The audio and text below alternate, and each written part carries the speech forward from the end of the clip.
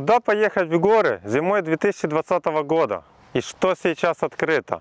Пожалуй, это один из самых часто задаваемых вопросов в последнее время. Друзья, всем привет! С вами Тарас Поздний, и я не меньше вашего, а то и больше, засиделся дома и хочу поехать в горы за границу.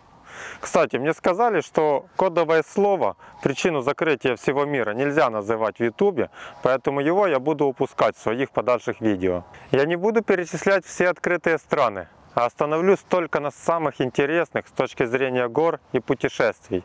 И не буду касаться внутреннего туризма. Буду опираться на информацию для украинцев и россиян. Тут все более-менее понятно и более-менее одинаково. А вот для белорусов, казахов, стран Средней Азии или откуда вы еще меня смотрите, информация может несколько отличаться.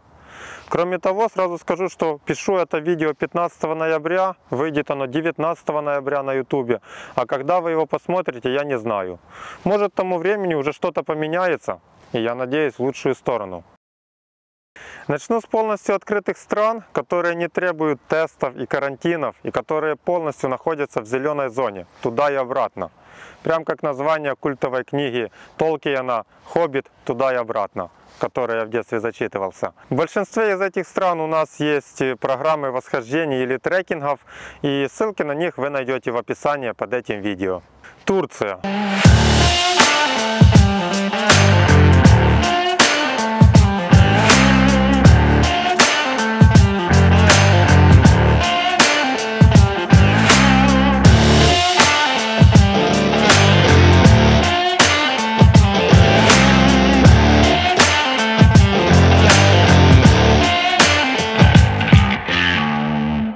Во-первых, конечно, хочется отметить ее, потому что она была открыта еще летом и стала спасением для многих путешественников.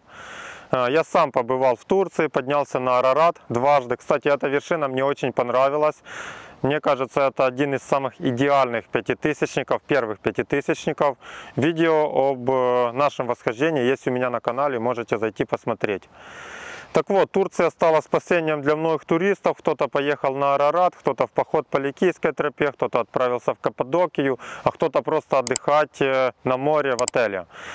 Также Турция стала спасением для кулуара, потому что в связи с закрытием границ дела у нас шли очень тяжело. Но Турция их немножко подправила, без нее было бы прям совсем туго. Сейчас в Турции начался уже сезон дождей, и поэтому походы с палатками заканчиваются. Но мы специально разработали еще один маршрут по Западной Ликийке, где мы живем в домиках. Следующие даты еще будут в конце ноября, а потом на Новый год можете присоединяться.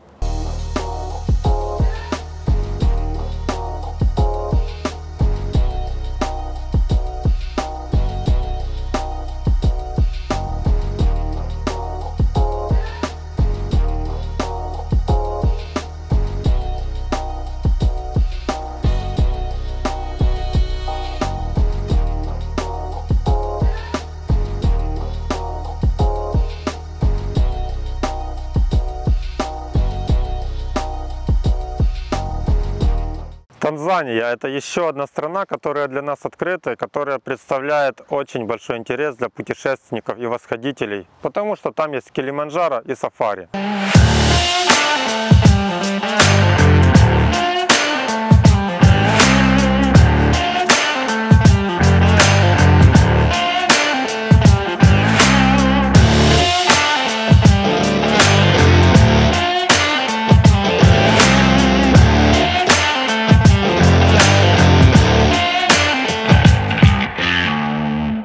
На самом деле Танзания открыта уже давно, но ноябрь в Танзании это один из двух таких неблагоприятных месяцев для Килиманджаро. Ноябрь и апрель это сезон дождей, поэтому мы там программы не проводили. Следующие у нас стартуют в декабре, захватывают Новый год, а также есть программы после Нового года и в марте. Танзания открыта, сезон дождей заканчивается, здесь есть Килиманджаро, есть лучшее в мире сафари и есть Занзибар, поэтому однозначно стоит ехать.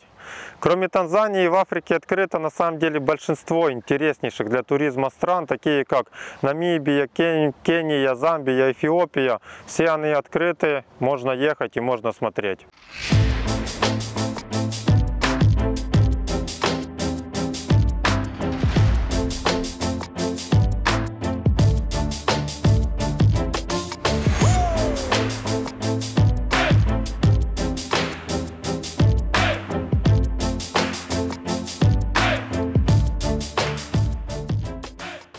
Мексика.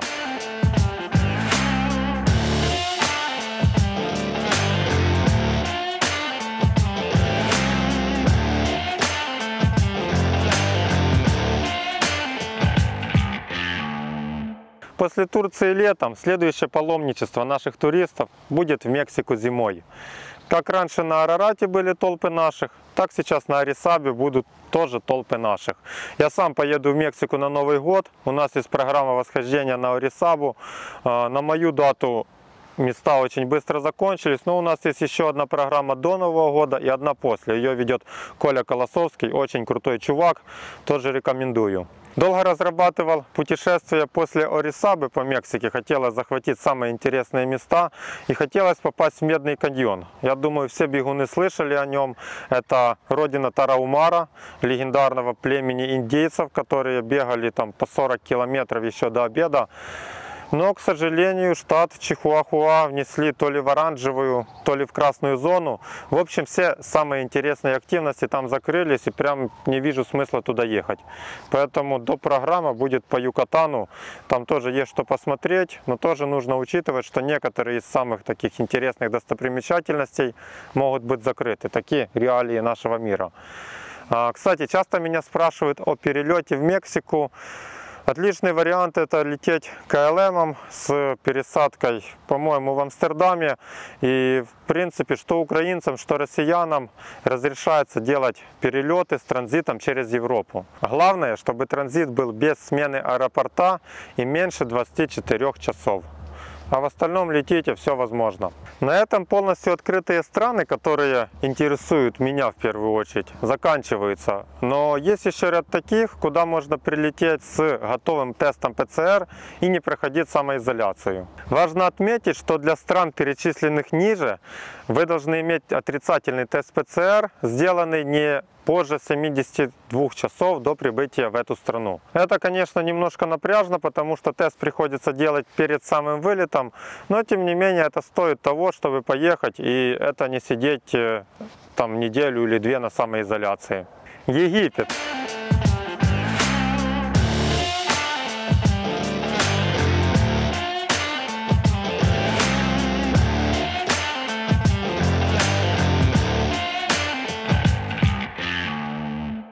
Да-да, вы не ослышались, меня тоже немножко интересует Египет.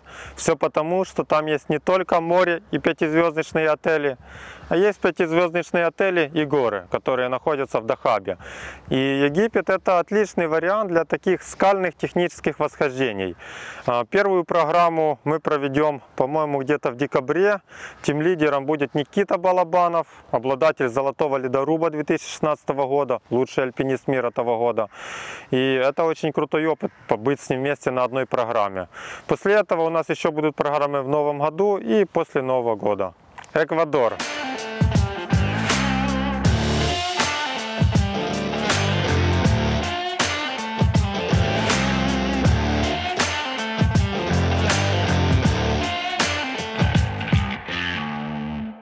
Эх, Эквадор, где же ты был раньше? Именно в Эквадор я хотел поехать зимой этого года. Столько хороших отзывов я слышал от людей, побывавших в этой стране, и сам планировал свою поездку.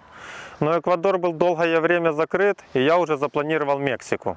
Честно говоря, я не сильно расстроился по этому поводу, потому что, в принципе, я учусь, я стараюсь не расстраиваться ни по какому поводу. Зачем это нужно?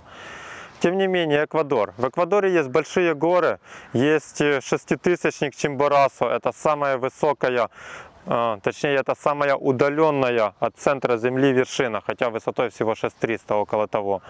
Кроме того, есть Котопакси, это другой, почти шеститысячник, 5900.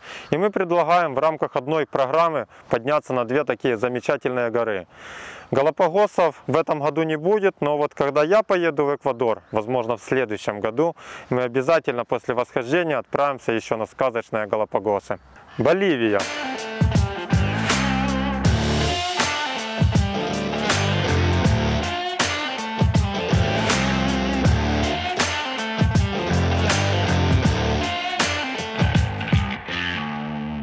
Эта страна тоже открыта, правда только через авиасообщение. Наземная и водная граница пока закрыты. Здесь есть шеститысячник Уяна Потоси, есть Солончак Уюни, очень красивые, замечательные места. Но пока мы не стали ставить даты. Но кто хочет, может отправиться, в принципе все реально. Следующая открытая страна — это Перу.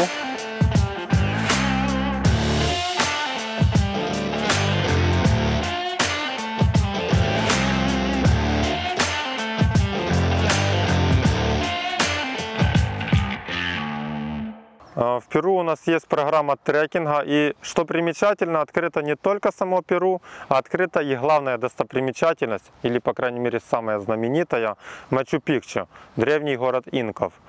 Правда, если до этих времен было разрешено 3000 туристов на посещение города в день, то сейчас ограничение около 600. Тем не менее, мы еще подумаем и, может, добавим даты трекинга в Перу с посещением Мачу-Пикчу. Чили. Чили еще не открыто, но очень сильно обещают открыться с 23 ноября.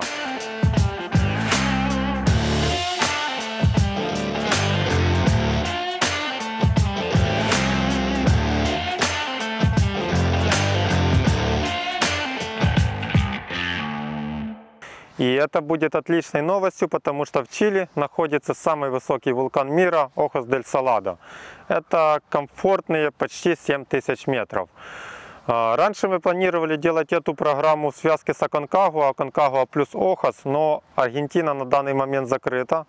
Поэтому, возможно, мы сделаем отдельно программу на Охос-дель-Саладо. Но в то же время есть такая робкая надежда, что Аргентина тоже скоро откроется, потому что все соседи уже пооткрывались, и тоже можно будет провести Аконкагуа. Будем смотреть и следить за новостями. Итак, друзья, барабанная дробь. Тут нам, кстати, барабанили где-то в лесу, но сейчас перестали. Что с Непалом? Этот вопрос волнует, наверное, большинство моих подписчиков.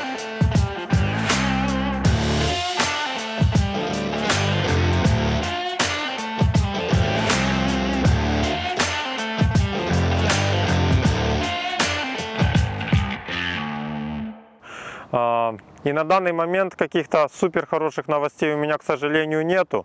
Непал открыт, но требует ПЦР-теста, во-первых. Во-вторых, 7-дневный карантин в отеле в Катманду по прилету. И в принципе, если мы говорим о масштабах большой экспедиции, где мы и так 3 дня проводим в Катманду, посидеть бы еще 2-3 дня в Катманду не составили бы большого труда. Но если мы говорим о трекинге, который длится всего 2 недели, и провести еще одну дополнительную неделю в Катманду, ну, это лишено всякого смысла. Я не вижу причин, на самом деле, лететь в Непал на трекинг. Так вот, обещают, в очередной раз обещают, что с 17 ноября должны пересмотреть и, возможно, откроют границы без карантина. Но в то же время нам это обещали уже раз 5, поэтому все еще наблюдаем, ждем. Я лично очень надеюсь, что хотя бы новогодние группы, у нас есть трекинг к базовому лагерю Эвереста и трекинг к базовому лагерю Анапурны, что хотя бы их новогодние группы мы сможем провести.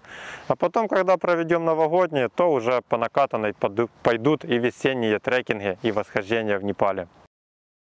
О всех апдейтах по открытию стран мы будем сообщать в сторис у меня в соцсетях и в соцсетях Кулуара. Здесь на ютубе тоже, кстати, будем, поэтому не забывайте подписаться. Также оставляйте комментарии, пишите, куда вы хотите поехать. И да, друзья, сейчас многое закрыто, но тем не менее многое и открыто. Пускай в основном это далекие направления, такие как Африка и Латинская Америка. Но в то же время мы не знаем, что будет через год. Кто бы мог предположить подобную ситуацию. Поэтому всегда ищите возможности, путешествуйте, отправляйтесь в горы. А если в горы, то с Кулуар. До встречи!